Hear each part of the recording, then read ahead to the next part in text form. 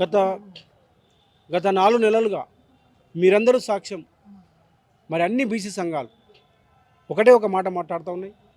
ఈ రాష్ట్రంలో కులగణనను వెంటనే చేయాలని, స్థానిక సంస్థల్లో 42 రిజర్వేషన్స్ కావాలని చెప్పేసి అనేక ఉద్యమాలు, అనేక పోరాటాలు, అనేక సదస్సులు, అనేక దీక్షలు, చివరికి ఇందిరాపార్క్ దగ్గర మహాధరణ, చివరికి ఇదే ఇందిరాపార్క్ దగ్గర మొన్న బీసీల సత్యాగ్రహ దీక్ష చేయడం జరిగింది. చివరికి సెక్రటరియట్ ముట్టడిని కూడా చేయడం జరిగింది. అయినప్పటికీ రేవంత్ రెడ్డి గారి ప్రభుత్వము, కాంగ్రెస్ ప్రభుత్వము అధికారంలోకి వచ్చి 8 నెలలు దాటుతున్నప్పటికీ ఇలా ముద్దు నిద్రపోతూ ఉన్నది. ఇలా బీసీలకు మాట్లాడిన మాటలు చెవికి కూడా ఎక్కట్లేదు. వారికి చీమ కుట్టినట్టుగా లేకుండా వ్యవహరిస్తున్న సందర్భం కనిపిస్తూ ఉన్నది. మేము అడుగుతా ఉన్నాం, రేవంత్ రెడ్డి గారు మిమ్మల్ని ఎవరు డిమాండ్ చేశారు? రాహుల్ గాంధీ గారు మిమ్మల్ని ఎవరు డిమాండ్ చేశారు? మీకు మీరుగా ఓట్ల కోసము, అధికారంలోకి రావడం కోసము ఇలా కులగణన అనేది నేషనల్ ఎజెండాగా చేసుకున్నారు. కులగణన చేస్తాము, దేశాన్ని ఎక్స్రేగా తీస్తాను, దేశంలో ఉన్నటువంటి ఎస్సీ ఎస్టీ బీసీ అన్ని వర్గాలకి సమాన అవకాశాలు కల్పిస్తాము, ఎవరెంత ఉంటే అంత వాటా ఇస్తాము, ఎవరెంత ఉంటే అంత రిజర్వేషన్ ఇస్తాము, 50% ఉన్నటువంటి రిజర్వేషన్ పరిమితిని ఎత్తేస్తామని చెప్పేసి మీరు కదా మాట్లాడింది.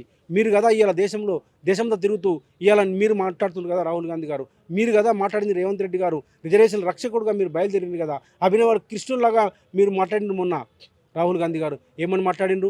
పద్మవ్యూహంలో ఎస్సీ ఎస్టీ బీసీలు చిక్కిండ్రు, వాళ్ళని పద్మవ్యూహం నుంచి బయటకు తీసుకొస్తాను. ఆ రోజు అభిమన్యుడు చనిపోయిండు, ఆ రోజు పద్మవ్యూహంలో చిక్కుకొని, కానీ నేను అభిమన్యులాగా చేయను, ఎస్సీ ఎస్టీ బీసీలని నేను బయటకు తీసుకొస్తా, అర్జునులాగా విజేతలు చేస్తా అని చెప్పేసి ఒక కృష్ణులాగా కృష్ణావతారం ఎత్తినట్లుగా మాట్లాడింది కదా రాహుల్ గాంధీ గారు.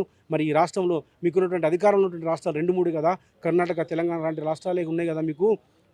మరి మీ కర్ణాటక రాష్ట్రంలో, మీ తెలంగాణ రాష్ట్రంలో మీకు కనిపించట్లేదా? ఇక్కడ ముఖ్యమంత్రి మీ ముఖ్యమంత్రి కాదా, మీ పార్టీ నాయకుడు కాదా అని చెప్పేసి నేను రాహుల్ గాంధీ గారిని నేను అడుగుతా ఉన్నాను. ఇవాళ ఒకటే అడుగుతా ఉన్నాను రేవంత్ రెడ్డి గారిని, మీరే కదా అసెంబ్లీ మీ ఎన్నికల సందర్భంలో మీరు కామారెడ్డిలో మీరు ఎన్నికల్లో పోటీ చేసారు, అసెంబ్లీలో ఎమ్మెల్యేగా. మీరు అక్కడ మీరు సిద్ధరామయ్య గారిని తీసుకొచ్చి కామారెడ్డి డిక్లరేషన్ పేరిట బీసీ డిక్లరేషన్ ఇచ్చింది మీరు కాదా? ఏ సంఘం అడిగింది? ఏ పార్టీ అడిగింది? ఏ నాయకుడు అడిగింది మిమ్మల్ని? మీరే డిక్లరేషన్ చేసుకున్నారు, మీరే ప్రకటించారు. మీరే సిద్ధరామయ్యని తీసుకొచ్చి మేము అధికారంలోకి వచ్చినటువంటి 6 నెలల్లోనే మేము కులగణన చేస్తాము, కులగణన వేసి 6 నెలల్లోనే మీరే టైం బౌండ్ పెట్టుకున్నారు. 6 నెలల్లో కులగణన వేసి స్థానిక సంస్థల ఎన్నికలు నిర్వహిస్తాము, తద్వారా దాదాపు 24,000 మందికి ప్రజాప్రతినిధిగా అవకాశం ఇస్తామని చెప్పేసి మీరు చెప్పారు కదా. మిమ్మల్ని ఎవరు డిమాండ్ చేసిండ్రు? ఆర్ కృష్ణ చేసిండా? రాజారాం యాదవ్ చేసిండా? మా నరేంద్ర గౌడ్ చేసిండా? మా రామూర్తి గౌడ్ చేసిండా? ఎవరు చేసిండ్రు? మా రామకోటి ముదిరాజ్ చేసిండా? ఎవరు చేసిండ్రు? మీకు మీరే చెప్పుకున్నారు, మీకు మీరే టైం బౌండ్ పెట్టుకున్నారు. నేను అడుగుతా ఉన్నాను, ఇలా ఎందుకు మీరు మాట మారుస్తున్నారు? ఎందుకు మీరు మాట తప్పుతున్నారు? మీరు నిన్న ఖమ్మంలో మాట్లాడారు, చాలా గొప్పగా మాట్లాడింది. నీతి జాతి లేదా?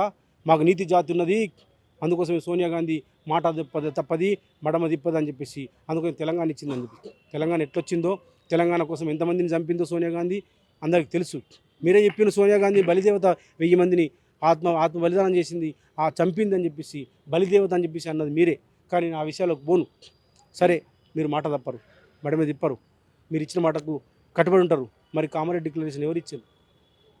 కామారెడ్డి డిక్లరేషన్ ఎవరు మాట్లాడిండ్రు? మీరు కదా మాట్లాడింది. మీరు కదా మేముగా కులగణన చేసి 6 నెలల్లో చేస్తామని చెప్పేసి అన్నారు. కాబట్టి మీకు నిజంగా నీతి ఉంటే, నిజంగా మీకు జాతి ఉంటే, మీరు నిజంగా కట్టుబడి ఉండాలనుకుంటే ఖచ్చితంగా కులగణన చేయండి, 42% రిజర్వేషన్ ఇవ్వండి, స్థానిక సంస్థల ఎన్నికలు అప్పుడే జరపండి. అట్లా కాకుండా మీరు ఖచ్చితంగా మేము జరుపుతాము, మేము ఎన్నికలకు పోతామని చెప్పేసి అనుకుంటే మేము అడుగుతా ఉన్నాము. మేము ఖచ్చితంగా సామూహిక ఆమరణ నిరాదీక్ష పోవడానికి మేము సన్నద్ధమైనాము. మా కృష్ణయ్య గారు కానీ, మా సంఘాలు కానీ అందరము 42 మందిని కూర్చుంటాం. 42% నువ్వు ఇస్తావు, 42 మంది కూర్చుంటావు. మా ప్రాణాలు తీసుకుంటావా, మమ్మల్ని చంపుకుంటావా, మా కులగణన వేసి 42% మాకు రిజర్వేషన్ ఇస్తావా, తేల్చుకోవాలని చెప్పేసి మీరు రేవంత్ రెడ్డి గారిని అడుగుతాం. ఇంకొక ప్రతిపక్ష పార్టీలో మిమ్మల్ని నడిపిస్తున్నాను ఒక వాదన వస్తుంది. ఇవాళ ఈ సంఘాలు, ఈ నాయకులందరూ ఇవాళ కొత్తగా వచ్చిన వాళ్ళు కాదు. మేమంతా ఇవాళ కొత్తగా వచ్చిన వాళ్ళం కాదు. మేమందరం కూడా మా జీవితాలన్నీ కూడా బలహీన వర్గాల కోసం కొట్టాడేటువంటి వాళ్ళం. మా ఆర్ కృష్ణయ్య బలహీన వర్గాల కోసం కొట్టాడు నాయకుడు. మా నరేంద్ర గౌడ్, మా రామూర్తి గౌడ్, మా సంఘాలన్నీ కూడా, మా జాదర్ శ్రీనివాస్ గౌడ్ ఏకకంఠంతో, ముక్త కంఠంతో, మా ప్రొఫెసర్స్, మా మేధావులు, ఐఏఎస్ చిరంజీవులు గారు కానీ, ప్రొఫెసర్ జస్టిస్ ఈశ్వరయ్య లాంటి వాళ్ళు కానీ, జస్టిస్ చంద్రకుమార్ లాంటి వాళ్ళు కానీ, ప్రొఫెసర్ సింహాద్రి లాంటి వాళ్ళు కానీ, ప్రొఫెసర్ ఐలయ్య లాంటి వాళ్ళు కానీ, వీళ్ళందరూ ఏ పార్టీకి సంబంధించిన వాళ్ళు. మీరు ఇవన్నీ రాజకీయ రంగు పూలనికి కాదు. మీరు బోన్లో జిక్కిండ్రు, మీరు తప్పించుకోవడానికి వీలు లేదు. మీరు ఒకటే మీరు తెలుసుకోండి, బీసీలు కావాలన్నా జానారెడ్డి లాంటి వాళ్ళు, ఉత్తమ్ రెడ్డి లాంటి వాళ్ళు, రాజగోపాల్ రెడ్డి వాళ్ళ మాట వింటారా, బీసీల మాట వింటారా, మా మేధావుల మాట వింటారా, మీరు వ్యక్తిగతంగా పోతారా? నేను అడుగుతా ఉన్నాను ఇవాళ. మొన్న రాహుల్ గాంధీ గారు చెప్పిండు, నిర్మలా సీతారామన్ అడుగుతా ఉన్నాడు, మీ బడ్జెట్ తయారీలో కేవలం 20 మంది మాత్రమే బడ్జెట్ తయారు చేసిండ్రు, ఆ 20 మందిలో బీసీలు ఎస్సీ ఎస్టీలు లేరు, ఒకరిద్దరు మాత్రమే ఉన్నారు. సీతారామన్ గారు హల్వా మీరే తింటారా, మిగతా మా బీసీలకు మా ఎస్సీలకు ఎస్టీలకు పంచరా అని చెప్పేసి రాహుల్ గాంధీ గారు మొన్న ఢిల్లీ పార్లమెంట్లో మాట్లాడిండు. నేను అడుగుతా ఉన్నా రాహుల్ గాంధీ గారు, మరి ఈ రాష్ట్రంలో మాకు హల్వా పంచరా? రేవంత్ రెడ్డి గారు చుట్టాలు, వాళ్ళ పక్కాలు, జానారెడ్డి, ఉత్తమ్ రెడ్డి, కోమటిరెడ్డి వెంకటరెడ్డి వాళ్ళే తినాలనా, వాళ్ళే పంచుకోవాలనా? సరే మీరు పంచుకోండి, మీరు హల్వా తినండి, మీరు కాంట్రాక్టులు చేసుకోండి, మీరు ఎంపీలు కాండి, మీరు మంత్రులు కాండి, మీరు ఎమ్మెల్యేలు కాండి. ఇలా 42 మంది ఉన్నారు మీరు ఎమ్మెల్యేలు, సంతోషం. కానీ మీ సర్పంచులు కాదా, మేము జడ్పీసీలు కాదా, ఎంపీటీసీలు కాదా మా బీసీలం?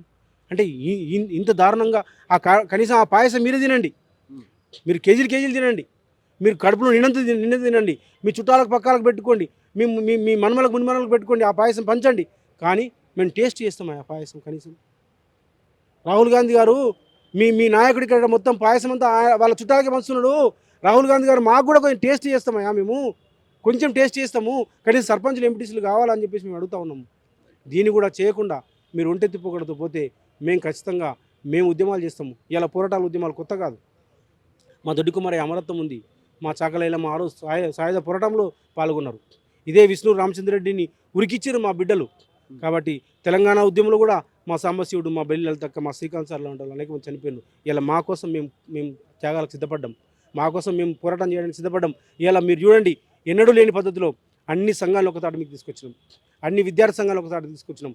బీసీలంతా ఐక్యంగా ఉన్నారు, పార్టీలకు అతీతంగా, జెండాలకు అతీతంగా. ఎజెండా ఒకటే, కులగణన జరగాలి. ఎజెండా ఒకటి, 42% స్థానిక సంస్థలు రిజర్వేషన్స్ కావాలి, మా హక్కులు మా వాటా మాకు కావాలని చెప్పేసి ఏకైక నిర్ణయంతో మేమంతా ఒక్కటైనాం. మేము ఖచ్చితంగా విజయం సాధిస్తాం. మీరు కులగణన చేసి మాత్రమే, మీరు 42% రిజర్వేషన్స్ ఇచ్చి మాత్రమే స్థానిక సంస్థలకు ఎన్నికలకు వెళ్ళాలని, లేకపోతే మేము సామూహిక ఆమరణ నిరాదీక్ష చేస్తామని ప్రకటిస్తా ఉన్నాం. ఎప్పుడు ప్రారంభించబోతున్నారు? ఏ రోజైతే రేవంత్ రెడ్డి గారు మా మాట వినకుండా మా చెప్పినట్టు మేము ఇన్ని పోరాటాలు చేస్తున్నా, వీటిని పెడచేన పెట్టి వారు కులగణన చేయకుండా 42% రిజర్వేషన్స్ ఇవ్వకుండా స్థానిక సంస్థల ఎన్నికలకు పోతాడో, నోటిఫికేషన్ ఇస్తాడో, ఆ రోజే కూర్చుంటాం.